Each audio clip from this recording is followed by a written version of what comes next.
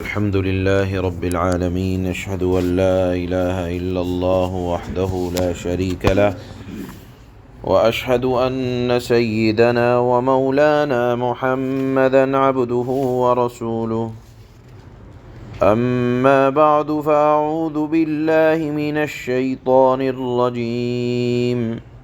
بسم الله الرحمن الرحيم.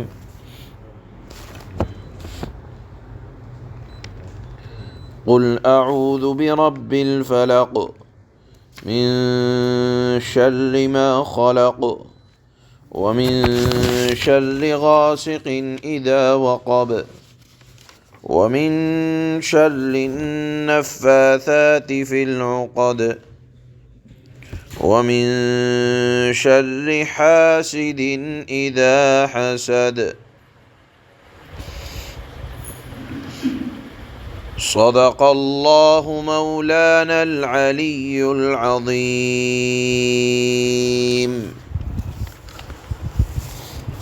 اب یہ قرآن کریم کی اخیر کی دو صورتیں ہیں،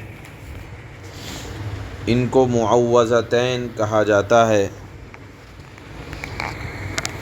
یہ دو صورتیں آخر کی اس وقت نازل ہوئیں جب ایک یہودین نے اللہ کے نبی صلی اللہ علیہ وسلم کے اوپر سحر کرا دیا اور آپ پر اس سحر کا اثر ظاہر بھی ہوا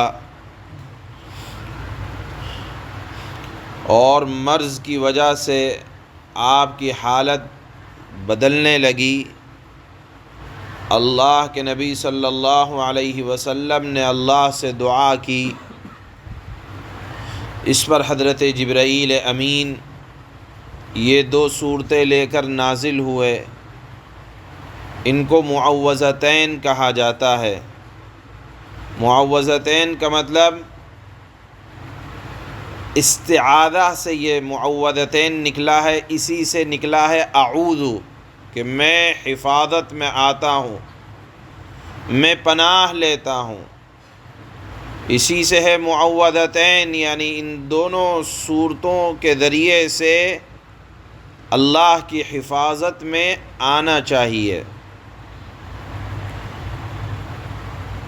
چونکہ قرآن کریم کے اخیر میں ان دو صورتوں کو اللہ رب العزت والجلال اس لیے لائے کہ دیکھیں اگر کبھی اللہ سے رشتہ کمزور ہو جاتا ہے تو اپنے رشتے کو مضبوط کرنے کے لیے سب سے پہلے اللہ نے آخر میں سورۃ الاخلاص کا ذکر فرمایا کہ دیکھو کرنے دھرنے والی ذات صرف اللہ کے لیے ہے، جس میں اللہ نے اخلاص کی تعلیم، اپنے ہر عمل کو اللہ کے لیے خالص کر دو، اس کی تعلیم دی.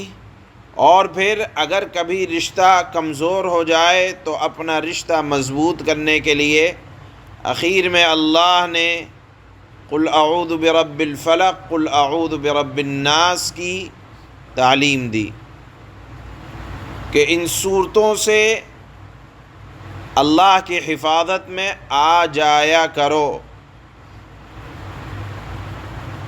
بعض اوقات اللہ کے نبی صلی اللہ علیہ وسلم نے حضرات صحابہ کو ان دونوں صورتوں کے اس طرح سے پڑھے جانے کی تعلیم دی کہ ایک مرتبہ حضرت عبداللہ ابن خبیب رضی اللہ تعالی عنہ فرماتے ہیں کہ ہم ایک بارش کی رات میں تھے جو انتہائی تاریک تھی. رسول اللہ صلی اللہ علیہ وسلم کو تلاش کرنے کے لیے نکلے. فرماتے ہیں حضرت عبداللہ ابن خبیب کہ ہم نے اللہ کے نبی کو پا لیا. آپ نے ہم کو دیکھ کر فرمایا پڑھو. میں نے عرض کیا کیا پڑھوں اے اللہ کے نبی؟ آپ نے فرمایا قل هو اللہ احد قل اعوذ برب الفلق قل اعوذ برب الناس. صبح و شام 3 بار پڑھو. یہ ان کا پڑھنا تجھ کو ہر چیز سے، یعنی ہر بلا کو دفع کرنے سے یہ صورتیں تجھ کو کافی ہو جائیں گی. اسی طرح حضرت عقبہ ابن عامر کہتے ہیں کہ میں نے عرض کیا کہ یا رسول اللہ، کیا میں پناہ حاصل کرنے کے لیے سورہ ہود اور سورہ یوسف کی تلاوت کروں؟ آپ نے فرمایا قل اعوذ برب الفلق سے بہتر خدا کے نزدیک اس معاملے میں کوئی چیز نہیں۔ بہرحال خود اللہ کے نبی صلی اللہ علیہ وسلم کا معمول تھا کہ آپ رات کو سونے سے پہلے قل اعوذ برب الفلق قل اعوذ برب الناس کو پڑھ کر اپنے ہاتھوں پر دم کر کے آپ اپنے پورے جسم پر اس کو پھیرا کرتے تھے۔ یہ آپ صلی اللہ علیہ وسلم کا معمول تھا۔ بہرحال ان اخیر کی دو صورتوں جن کو معوذتین کہا جاتا ہے، در حقیقت بیماری سے، دکھ سے، تکلیف سے جو کچھ ہوتا ہے اللہ کی طرف سے ہوتا ہے، اور اگر اللہ کی حفاظت میں آ جائے تو بیماری سے بھی حفاظت، شرارت کرنے والوں کی شرارتوں سے حفاظت، حسد کرنے والوں کے حسد سے حفاظت، ان تمام باتوں کی تعلیم اللہ نے اس صورت میں بیان فرمائی ہے۔ اس میں پہلی آیت یہ ہے قل اعوذ برب الفلق، اے نبی آپ کہیے کہ میں صبح کے مالک کی پناہ لیتا ہوں۔ در حقیقت فلق کا جو ترجمہ ہوتا ہے وہ ہوتا ہے پھاڑ کر نکال دینے والی ذات۔ تو فلق کو اللہ نے اپنی صفت اس لیے ذکر فرمایا کہ دیکھیے رات کو دن سے نکالنا یا رات کے بعد دن کا آنا، اور بظاہر دنیا میں جتنی چیزیں وجود میں آتی ہیں اس میں کہیں نہ کہیں فلق کا ترجمہ پایا جاتا ہے۔ مثال کے طور پر ایک دانہ آپ زمین میں بوئیں اور وہ زمین میں کچھ دن تک پڑا رہے، گلتا رہے، پھر اس کے بعد آپ دیکھتے ہیں کہ زمین پھٹتی ہے اور اس کے بعد ایک ننھا سا پودا نکل کر آتا ہے۔ اب یہ زمین کو پھاڑ کر ننھا سا پودا دانے کی شکل میں جس کو اندر دبایا تھا، یہ پھاڑ کر نکالنے والی ذات تنہا اللہ رب العزت والجلال کی ہے۔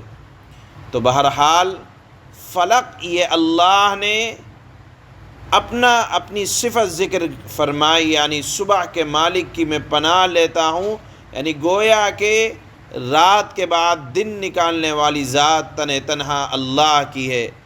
زمین سے پھٹنے کے بعد، دانے کو پھٹنے کے بعد نکالنے والی ذات اللہ کی ہے۔ علماء نے لکھا ہے کہ فلق کے لفظ سے تمام مخلوقات مراد لی جا سکتی ہے، کہیں نہ کہیں پھٹن ہر جگہ موجود ہوتی ہے۔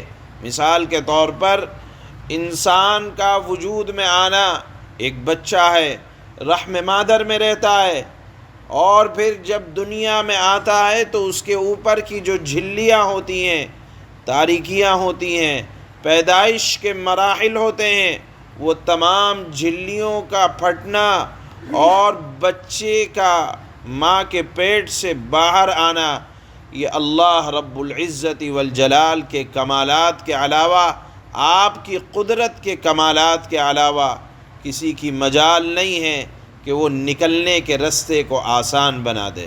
بہرحال اللہ نے اپنی صفت یہاں اسی لیے ذکر فرمائی۔ اسی طرح پوری کائنات کے نظام کو اللہ نے اس فلق کے اندر پوشیدہ فرما دیا کہ دیکھو اگر تاریکیاں پیدا ہو جائیں تو ان تاریکیوں کو پھاڑ کر نورانی ماحول کو پیدا کرنے والی ذات تنہا اللہ کی ہے۔ اسی طرح اگر آپ دیکھیں کہ دنیا کی آپ کے اوپر مشکلات نے آپ کو گھیر لیا ہے اور کوئی نہیں ہے کہ جو ان مشکلات سے نکالے، تو آپ کہیں اعوذ برب الفلق، میں اس ذات کی پناہ میں آتا ہوں جو ہر چیز کو پھاڑ کر نکالنے والا ہے۔ تو گویا کہ فلق کے اندر اللہ نے ایک طرح کی تعلیم بھی دی ہے کہ تم اگر حالات کے شکار ہو جاؤ اور سمجھو کہ دنیا کے بظاہر کوئی اسباب نہیں ہے، تو جو اللہ رات کو دن سے نکال دیتا ہے، انڈے کو پھاڑ کر بچے کو نکال دیتا ہے، رحم مادر کی جھلیوں کو پھاڑ کر بچہ ماں کے پیٹ سے باہر آ جاتا ہے، اس اللہ کے لیے حالات کو بدلنا کوئی مشکل نہیں ہے۔ یہ پہلی آیت کا خلاصہ ہوا۔ دوسری آیت، من شر ما خلق، تمام مخلوقات کے شر سے پناہ مانگو۔ اللہ کے نبی صلی اللہ علیہ وسلم کو جہاں انسانوں کی طرف سے بڑی دشواریاں پیش آئیں، بہرحال انسان بھی اللہ کی مخلوق ہے، اسی طرح جس طرح اللہ انسان کی مخلوق ہے، جس طرح اللہ کی مخلوق انسان ہے، جنات بھی ہیں، شیاطین بھی ہیں، اسی طرح جاندار بھی ہیں، کیڑے مکوڑے بھی ہیں، حتیٰ کہ لکھا ہے علماء نے کہ موسم کی تبدیلی یا موسم یہ بھی اللہ کی مخلوق ہے۔ آدمی موسم کی تبدیلی سے بیمار ہو جاتا ہے، اللہ سے پناہ چاہے کہ اے اللہ موسم کی تبدیلیوں سے بھی آپ ہماری حفاظت فرما دیں۔ ایک جملے کے اندر اللہ نے ایک بڑا سا مضمون سمیٹ کر رکھ دیا کہ دیکھو،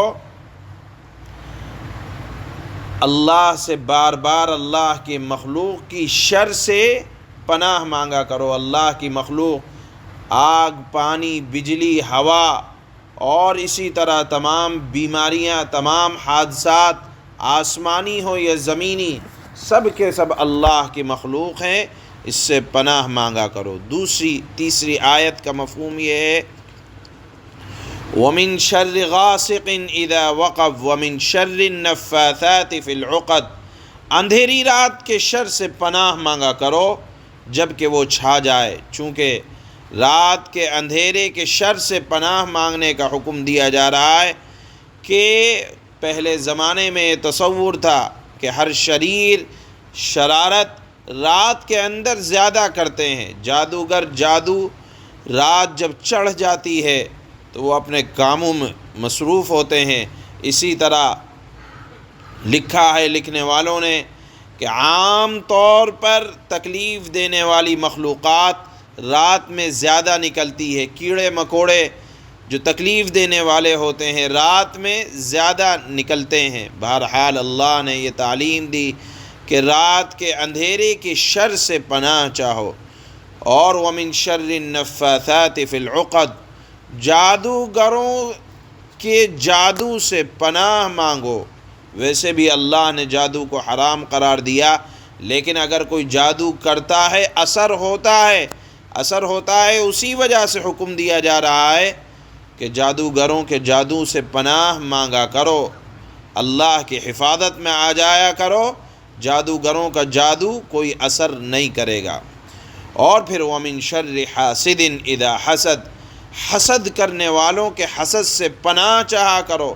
یہ حسد ایک ایسی بری بیماری ہے کہ ہم میں سے کوئی بھی حضرت آدم علیہ السلام سے زیادہ نیک نہیں ہو سکتا، اللہ کا مقرب نہیں ہو سکتا، لیکن جب شیطان نے حضرت آدم علیہ السلام سے حسد کیا تو جنت سے نکالے جانے کا سبب بن گیا۔ لہذا یہ حسد اتنی بڑی بری بیماری ہے کہ حسد کرنے والا اپنا تو نقصان کرتا ہی ہے، لیکن اس حسد کی وجہ سے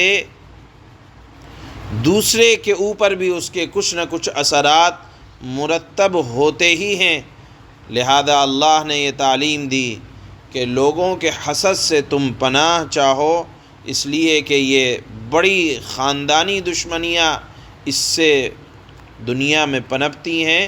ان دشمنیوں کا علاج یہ ہے کہ تم پہلے ہی لوگوں کے حسد سے پناہ مانگا کرو اور اللہ کی حفاظت میں آ جایا کرو۔ یہ چند آیات کے اندر اللہ نے پناہ مانگنے کا طریقہ بیان فرمایا، اسی وجہ سے اس کو معوذتین کہا جاتا ہے کہ اللہ کی حفاظت میں کس طرح سے آیا جائے، اس کی تعلیم اللہ نے یہاں دی ہے۔ چنانچہ فرماتے ہیں بسم اللہ الرحمن الرحیم، شروع اس اللہ کے نام سے جو سب پر مہربان ہے، بہت مہربان ہے۔ قل اعوذ برب الفلق، کہو کہ میں صبح کے مالک کی پناہ مانگتا ہوں، یعنی صبح کو نکالنے والی ذات صرف اللہ کی ہے۔ صبح نکلتی ہے جب رات کے اندھیرے ختم ہوتے ہیں، رات کی تاریکی کو ختم کرنے والی ذات اور دن کے نور کو لانے والی ذات یہ اللہ کی ہے۔ من شر ما خلق، ہر اس چیز کے شر سے جو اللہ نے پیدا کی ہے۔ خالق و مالک یہ تنہا اللہ کی ذات ہے، لہذا اللہ کی بنائی ہوئی چیزوں کے شر سے پناہ مانگنی چاہیے۔ وَمِن شَرِّ غَاسِقٍ إِذَا وَقَبَ، اور اندھیری رات کے شر سے جب وہ پھیل جائے۔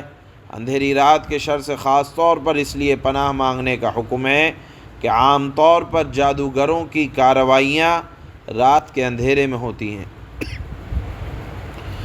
وَمِن شَرِّ النَّفَّاثَاتِ فِي الْعُقَدِ، اور ان جانوروں کے شر سے اور ان جانوں کے شر سے اور ان جانوں کے شر سے پناہ مانگتا ہوں جو گنڈے کی گرہوں میں پھونک مارتی ہیں، یعنی پڑھ پڑھ کر دم کرتی ہیں۔ ایسوں سے پناہ مانگنی چاہیے اور اپنے آپ کو اللہ کی حفاظت میں دے دینا چاہیے۔ وَمِن شَرِّ حَاسِدٍ إِذَا حَسَدَ، اور حسد کرنے والے کے شر سے پناہ مانگو اور اللہ کی حفاظت میں آ جاؤ جب وہ حسد کرنے لگے۔ حسد ایک بہت بری باطنی بیماری ہے، اللہ ہم سب کی حفاظت فرمائے۔